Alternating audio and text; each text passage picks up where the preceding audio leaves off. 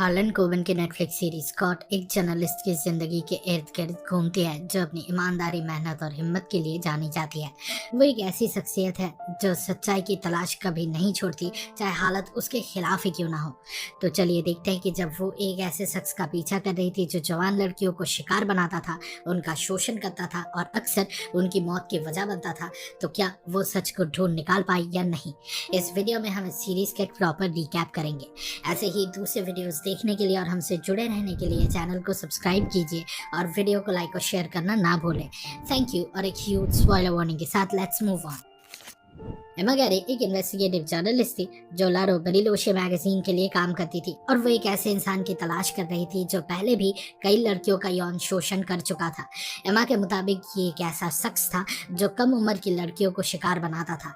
एमा का मानना था कि उसी ने बैरिलोशे की एक लड़की कमीला कोस्टा का शोषण किया था। क्योंकि कानून ने अब तक उस शख्स को नहीं पकड़ा था, वो अब भी नई लड़कियों की तलाश में था। वो सिटी ऑफ पर्सन्स नाम के गेम के जरिए लड़कियों से दोस्ती करता था, उन्हें स्पेशल महसूस करवाता था, उनका विश्वास जीतकर उन्हें अपने वश में कर लेता था, और जब वो मिलने के लिए तैयार होती तो उनका यौन शोषण करता था। एमा कई बार उस शख्स तक पहुंचने के करीब आई, लेकिन वो उसके खिलाफ कोई पक्का सबूत इकट्ठा नहीं कर पाई। एमा कमीला से भी मिलना चाहती थी, लेकिन उसके गॉडफादर लियो ने उसे रोक दिया। लियो एक फाउंडेशन चलाता था जो नौजवान लड़के लड़कियों की मेंटल हेल्थ और रिहैबिलिटेशन के लिए काम करता था। बाद में जब लियो को एमा के असली मकसद का पता चला तो उसने उससे माफी मांगी और एक मुलाकात का बुलावा भेजा। एमा और लियो की मुलाकात के दौरान एमा लियो की सोच और व्यक्तित्व से प्रभावित हो गई। लियो अपनी जिंदगी पूरी तरह से उन बच्चों की मदद करने में लगा रहा था जो अपनी जिंदगी से जूझ रहे थे। उसने अपना रिहैबिलिटेशन सेंटर जंगल के बीचों बीच बनाया था, क्योंकि उसका मानना था कि प्रकृति से जुड़े रहना सेहत के लिए जरूरी है। लियो एक बहुत ही अच्छा आदमी था और धीरे धीरे एमा भी उसकी तरफ आकर्षित होने लगी। दोनों के बीच नजदीकियां बढ़ने लगी और एक दिन वो एक दूसरे के करीब आ गए। लेकिन कहानी यही खत्म नहीं होती। जब एमा उस परवर्टेड शख्स का पीछा कर रही थी, उसे एक टिप मिलती है कि वो एक खास जगह एक रात आने वाला है। एमा उस रात उस आदमी का वहां पे इंतजार कर रही थी, पर उसके सामने लियो आ गया। एमा को लगा कि शायद लियो ने अपने अच्छे आदमी होने के भेष में ही ये सब गंदे काम किए थे, और इसके कारण लियो की पूरी जिंदगी तबाह हो गई। एक दिन मार्टिना नाम की एक लड़की की दोस्त चुपके से एमा की कार में एक पेन ड्राइव छोड़ गई, क्योंकि वो चाहती थी कि एमा सच्चाई जाने। उस पेन ड्राइव में से उसे पता चला कि मार्टिना का एक अकाउंट था कॉनिक्स नाम की एक वेबसाइट पर, जहां लड़कियां एक्सप्लिसिट कंटेंट अपलोड करके सब्सक्रिप्शंस के जरिए पैसे कमाती थी। एक बार मार्टिना को एक आदमी ने बहुत बड़ा अमाउंट दिया था और उसके बदले उसे बुएनस आयर्स आने और एक लाइव शो देने को कहा था। वो आदमी और कोई नहीं बल्कि बैरिलोशे की 90% जमीनों का मालिक एक बड़ा बिजनेस टाइकून फ्रैंक ब्रिगल था। एमा ने पहले ये पता लगा लिया कि मार्टिना एक होटल में रुकी थी, और उसी रात उसने भी वही रूम बुक किया जिसमें मार्टिना रुकी थी। जब एमा वहां पहुंची तो फ्रैंक ब्रिगल खुद सामने आ गया और उसने ये मान लिया कि उसने ही मार्टिना को पैसे दिए और उसे बुएनस आयर्स बुलाया था। लेकिन ब्रिगल ने यह भी दावा किया कि उसके पास उस रात का एक मजबूत एलिबाई है जब मार्टिना की मौत हुई थी, और उसने पुलिस को सब बता दिया था। एमा ये सुनकर हैरान रह गई कि एक आदमी जो एक नाबालिग लड़की को सिर्फ अपने हवस मिटाने के लिए बुलाता है, उस पर कोई भी कानूनी कार्रवाई नहीं की गई। उसने कमिश्नर से बात करने की कोशिश की, लेकिन उसे जल्दी समझ आया कि सभी ब्रिगेल से डरते हैं और कोई भी इतने ताकतवर आदमी के खिलाफ एक्शन लेना नहीं चाहता। एमा के पास कोई भी ठोस सबूत नहीं थे जो ये साबित कर सके कि ब्रिगेल ने ही मार्टिना का कत्ल किया था। ब्रिगेल से मिलकर एमा अंदर से हिल गई थी। उसे घिन आने लगी थी, ये सोचकर कि दुनिया में ऐसे लोग भी हैं जो इतनी गिरी हुई हरकतें करके भी आराम से बच जाते हैं। एमा ने उस होटल के रिसेप्शनिस्ट से बात की जिसमें मार्टिना रुकी थी, और उस रात का सीसीटीवी फुटेज निकलवा लिया। जो उसने देखा वो होश उड़ा देने वाला था, क्योंकि फुटेज में दिख रहा था कि फ्रैंक ब्रिगल के रूम से निकलने के बाद लियो का दोस्त मार्कस भी वही गया था, और उसके कुछ देर बाद वो और मार्टिना एक साथ रूम से बाहर आए थे। एमा ने मार्कोस से मिलकर उससे सच्चाई पूछी, और मार्कोस ने बिना किसी झिझक के बता दिया कि उस रात क्या हुआ था। मार्कोस ने बताया कि वो उसी प्राइवेट प्लेन में था जिसमें मार्टिना सफर कर रही थी, और वही उन दोनों की पहली मुलाकात हुई थी। मार्कोस का कहना था कि वो फ्रांस से एक बिजनेस डील करने गया था, लेकिन उसके प्रपोजल सुनने से पहले ही ब्रिगेल ने उससे एक काम करने को कहा। ब्रिगेल ने मार्कोस से कहा कि वो उसके कमरे में जाए और मार्टिना को शांत करे। ब्रिगेल ने मार्टिना का फायदा उठाने की कोशिश की थी, जबकि ये लड़की कह चुकी थी कि वो सिर्फ एक लाइव परफॉर्मेंस देने के लिए आई थी। मार्कोस ने उस लड़की से बात की, लेकिन उसने ये भी कहा कि पुलिस के पास जाने का कोई फायदा नहीं होगा, क्योंकि ब्रिगेल इतना ताकतवर है कि उसके खिलाफ कोई भी कदम नहीं उठाने वाला था। मार्कोस मार्कोस ने मार्टिना को बस स्टैंड पर छोड़ दिया और उससे कहा कि वो बैरिलो से लौट जाए और जो कुछ भी है उसे भूल जाए। लेकिन जाने से पहले मार्टिना ने मार्कोस से कहा कि वो जानती थी कि मार्कोस लियो का दोस्त है और उसने उसे पहले भी देखा था। यही वो पल था जब मार्कोस ने एक चाल चली। उसने तय किया कि वो अपने दोस्त लियो को फंसाने के लिए मार्टिना का इस्तेमाल करेगा। मार्कोस ने लियो को क्यों फंसाया? मार्कोस का असली मकसद लियो की फाउंडेशन वाली जमीन को हड़पना था। उसे अपनी नौकरी से निकाल दिया गया था क्योंकि उस पर आर्थिक घोटाले का इल्जाम लगा था और अब वो पैसों की सख्त जरूरत में था। मार्कोस का कहना था कि उसके ऑफिस के लोगों ने उससे बलि का बकरा बनाया था, जबकि उसने कोई गलत काम किया ही नहीं था। मार्कोस एक अमीर परिवार से था। एक समय था जब उसका खानदान भी ब्रिगेल परिवार की तरह बैरिलोचे की कई जमीनों का मालिक था। जब मार्कोस और लियो जवान थे तब मार्कोस ने सोचा था कि ब्रिगेल परिवार अपने घर में एक एसएस इंसिग्निया छुपा रहे हैं, क्योंकि ये बात जग जाहिर थे कि फ्रैंक की मां एडेलिना का नाजीद से संबंध थे। मार्कोस और लियो चुपके से ब्रिगेल मैंशन में घुस गए, लेकिन तभी एक नौकरानी मार्गारीटा उनकी आवाज सुनकर जाग गई। इससे पहले कि वो कुछ समझ पाती, मार्कोस और लियो ने जल्दी में एक लैंप गिरा दिया, जिसके शीशे मार्गारीटा के चेहरे पर गिर गए और वो बुरी तरह से घायल हो गई। इसके बाद एडेलिना ने मार्कोस के पिता पर दबाव डाला कि अगर वो अपने बेटे को जेल से बचाना चाहते हैं तो उन्हें सारी संपत्ति उनके नाम करनी होगी। मार्कोस को तुरंत बेनस आयर्स भेज दिया गया और उनका पूरा खानदान बैरिलोचे में अपनी जमीनें खो बैठा। जब मार्कोस को उसके नौकरी से निकाल दिया गया, उसके पास एक ही उम्मीद बची थी, एक ट्रस्ट फंड बनाकर जो जमीन उसने लियो को दी थी उसे ब्रिगेल परिवार को बेच देना। उसका मानना था कि लियो इस बात के लिए तैयार हो जाएगा, क्योंकि सालों पहले मार्कस ने कभी ये बात किसी को नहीं बताई थी कि वो ब्रिगेल मैंशन में अकेला नहीं घुसा था। उसने सोचा कि लियो इस एहसान का बदला चुकाएगा, लेकिन लियो ने उसका ये प्लान सीधे सीधे नकार दिया। उसके लिए वो जमीन सिर्फ एक जगह नहीं थी, बल्कि वहां रहने वाले बच्चों के लिए एक नया जीवन जैसा था।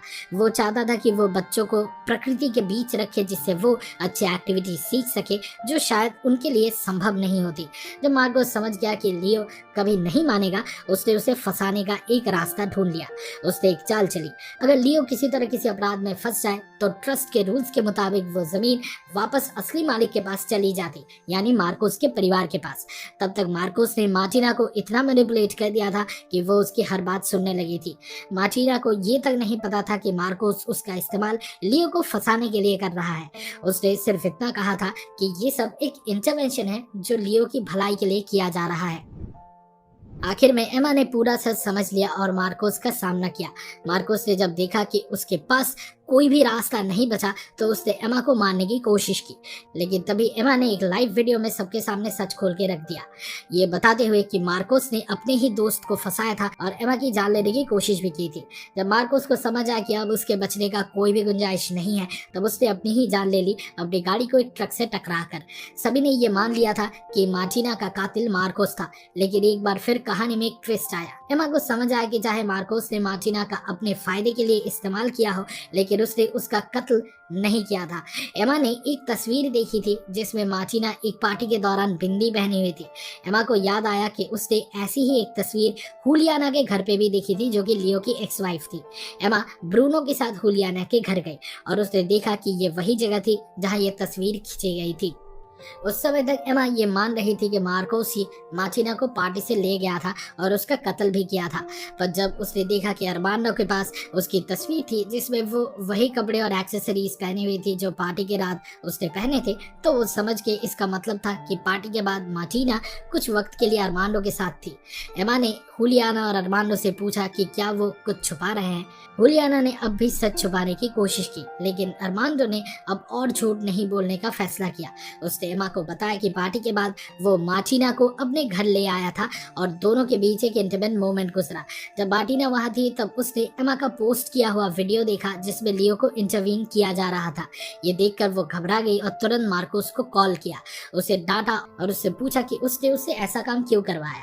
डर के मारे मार्टिना ने अरमांडो को सब कुछ बता दिया कि कैसे मार्कोस ने उसे लियो के खिलाफ इस्तेमाल किया था। जब अरमांडो ने सुना कि उसने क्या किया है, उसे समझ नहीं आया कि वो क्या करे। वो गुस्से और घबराहट में आ गया और एक मोमेंट में उसने मार्टिना को जोर से धक्का दे दिया। वो सीढ़ियों से नीचे गिर गया और उसकी मौत हो गई। जब हुलियाना घर आई, उसने देखा कि मार्टिना की लाश नीचे पड़ी थी। उसे समझ आ गया कि अगर ये सच सबके सामने आ गया तो उसका बेटा जेल चला जाएगा। अपने बेटे को बचाने के लिए हुलियाना ने लाश हटा दी और सबूत मिटा दिए। जब वो वापस आई तो उसने देखा कि मार्टिना का फोन अब भी उसके घर में पड़ा था। तभी उसने एक प्लान बनाया। उसे पता था कि लियो कहाँ छुपा है, तो उसने उसका फोन चुपके से लियो के बैकपैक में डाल दिया ताकि पुलिस उसे ही कातिल समझे। हुलियाना को कभी अपने किए पर पछतावा नहीं हुआ क्योंकि उसके लिए सबसे जरूरी उसका बेटा था। लेकिन कोर्ट के अंत में अरमांडो ने सच बताने का फैसला किया। उसने अपने आप को पुलिस के हवाले कर दिया, जिससे मार्टिना के माँ बाप को आखिरकार उनकी बेटी के मौत का असली सच पता चल सका और उन्हें एक क्लोजर मिला। मुझे नहीं पता ये कैसे मुमकिन हुआ, लेकिन किसी चमत्कार की तरह लियो जिंदा था। कमिला के बाप फकुंदो को जब पता चला कि लियो इन सब कामों में जुड़ा हुआ था, तो उसने सोचा कि शायद लियो ने ही उसकी बेटी का शोषण किया था। तो उसने लियो को गोली मार दी और वो लेक में कहीं खो गया। फकू को लियो का कातिल मानकर गिरफ्तार कर लिया गया था, लेकिन उसके वकील ने ये सुनिश्चित किया कि उसके आरोप बदल दिया जाए और उसे सिर्फ अटेम्प्टेड मर्डर का दोषी माना जाए।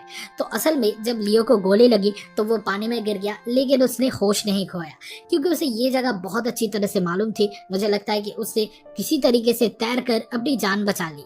कोर्ट के अंत में लियो एक बच्चों के ग्रुप के साथ घोड़े पर बैठकर एक वीरान जगह से गुजरता दिखता है। ये इस बात का सबूत था कि सिर्फ उसने अपनी जान ही नहीं बचा ली, बल्कि उस जगह पे एक नया फाउंडेशन भी खोल लिया जहां उसने अपना नया जीवन शुरू किया है। उसने कभी वापस बैरिलोशे लौटने की कोशिश नहीं की, शायद इसलिए क्योंकि वो एक नई शुरुआत चाहता था, और दूसरा काफी लंबे समय तक किसी को असल दोषी के बारे में पता ही नहीं चला। ये भी मुमकिन है कि जब पूरी सच्चाई सामने आ जाएगी तो लियो फिर से बैरिलोशे लौट आएगा। एक और बड़ी वजह जो उसे वापस ले आएगी वो एमा के साथ उसका रिश्ता हो सकता है। उसने एमा के लिए सच्चा प्यार महसूस किया था, लेकिन कभी उसे एक्सप्लोर करने का उसे मौका नहीं मिला। इसी बीच एमा ने अखबार के अपने कॉलम की जिम्मेदारी अपनी कोवर्कर विकी को दे दी। ये शायद उसने इसलिए किया क्योंकि एमा कुछ वक्त अपने बेटे ब्रूनो के साथ बिताना चाहती थी। ब्रूनो को हमेशा लगता था कि उसके पिता की मौत के बाद एमा ने कभी उसे प्रॉपर वक्त नहीं दिया। एमा के पति की मौत आरियाना नाम की एक औरत की वजह से हुई थी, जिसने दारू पी के गाड़ी चलाते वक्त एमा के हस्बैंड को ठोक दिया था। एमा कभी भी आरियाना को माफ नहीं कर पाई, लेकिन शायद अब चीजें बदल सकती है। जो कुछ भी एमा के साथ हुआ उसने उसे एक वर्कोहॉलिक बना दिया, लेकिन अब शायद वो ये मौका लेकर ब्रूनो के साथ ज्यादा वक्त बिताने और उसे वो प्यार देने की कोशिश करेगी जिसके लिए उसका बेटा कब से तरस रहा था। इस वीडियो को देखने के लिए शुक्रिया। कोर्ट देखने का आपके एक्सपीरियंस के बारे में कमेंट सेक्शन में जरूर शेयर करें। सिनेमा सीरीज के वीकली डोज के लिए लाइक बटन दबाएं और हमारे चैनल को सब्सक्राइब करें।